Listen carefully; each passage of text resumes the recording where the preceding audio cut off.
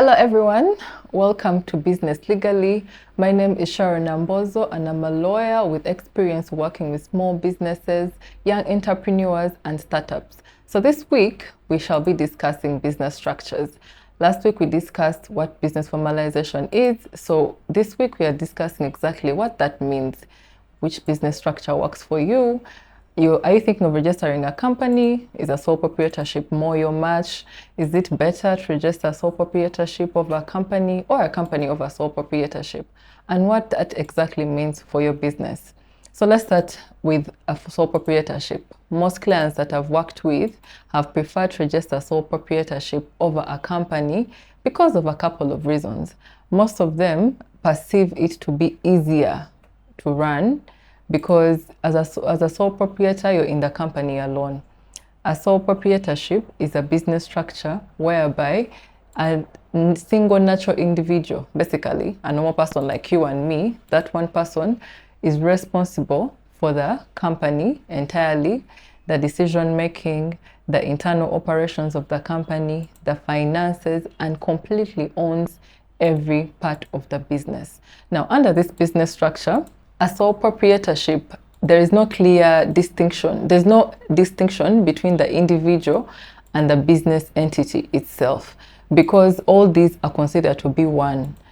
A good example would be when you're registering for tax under sole proprietorship, the individual TIN, the TIN of the individual. So basically, if it's me, Sharon, my TIN as Sharon Nambozo becomes the TIN of the business. So if I'm paying taxes to URA, I'll pay those business taxes under my individual TIN, because under sole proprietorship, there's no clear distinction between the the business itself and also the individual.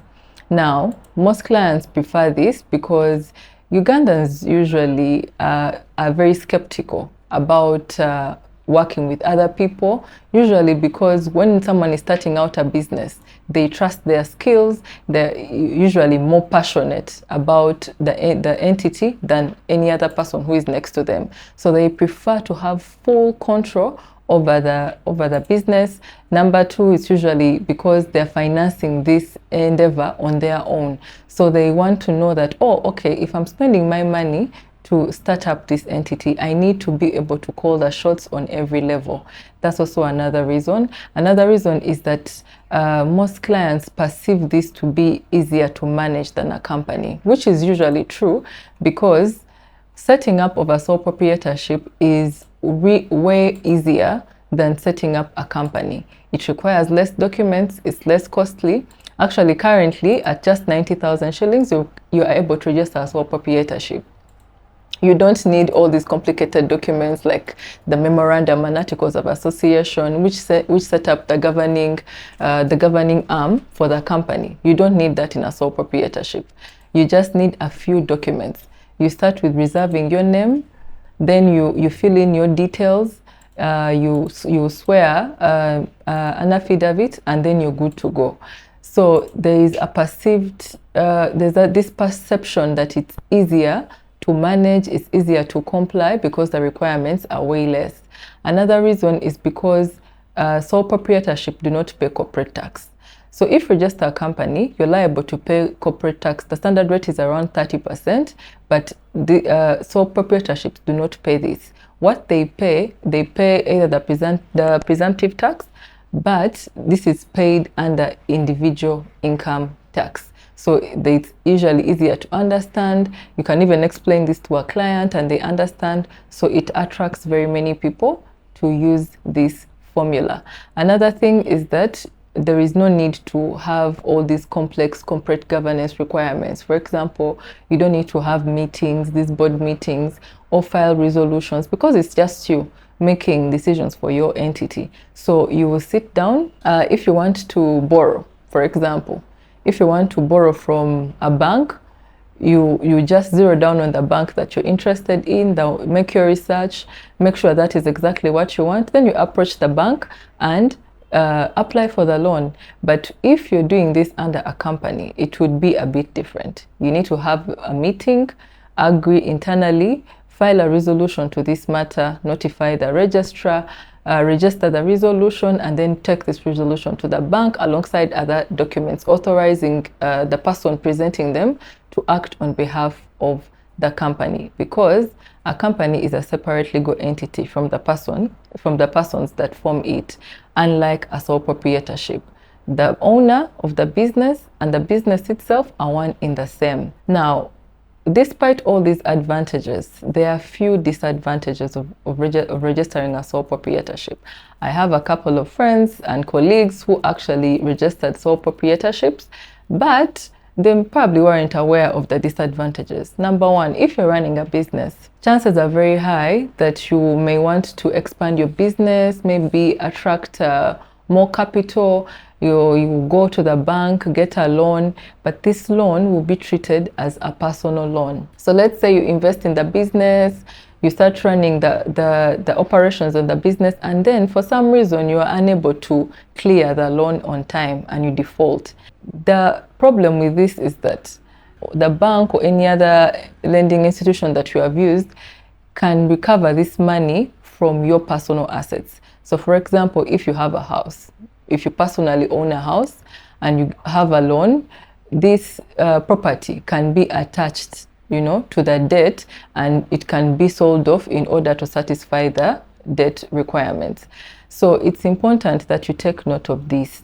If you're thinking of starting a business and it's a sole proprietorship, is this exactly what you want for yourself? Because usually you want to take the advantages together with the disadvantages. But this is something that you're not interested in. You want to separate your business operations and the life of your business from your personal life, then a sole proprietorship may not work for you.